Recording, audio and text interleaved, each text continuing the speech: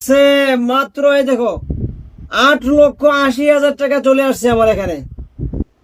দেখো সত্যি? আর 8,80,000 টাকা আমার বিকাশ চলে আসছে। দেখো এখানে লেখা রয়েছে বিকাশ, আপনার বিকাশ অ্যাকাউন্টে 8,80,000 টাকা জমা হয়েছে।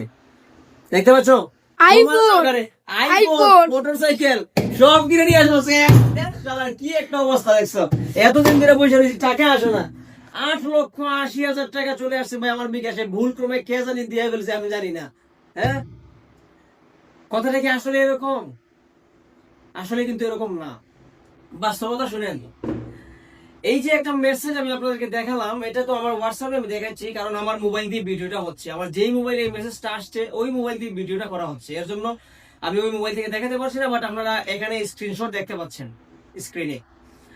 আমার মোবাইলে একটু আগে এসএমএসটা আসলো যে আপনার বিকাশে, আপনার বিকাশ অ্যাকাউন্টে 8,80,000 টাকা জমা হয়েছে। অবাক কাণ্ড।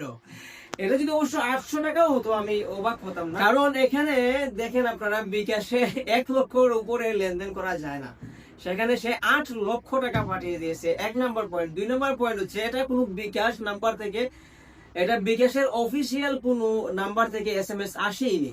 এটা বিকাশের অফিসিয়াল এসএমএস নাম্বার থেকে এসএমএস আসে নাই। এটা আসছে একটা প্রাইভেট নাম্বার থেকে, একটি টেলিটক নাম্বার থেকে। আপনারা নাম্বারটা স্ক্রিনে দেখতে পাচ্ছেন, এই নাম্বার থেকে এই মেসেজটা আসছে। এখন আসি প্রতারকরা কেন এইরকম মেসেজগুলো পাঠায়। এইরকম মেসেজগুলো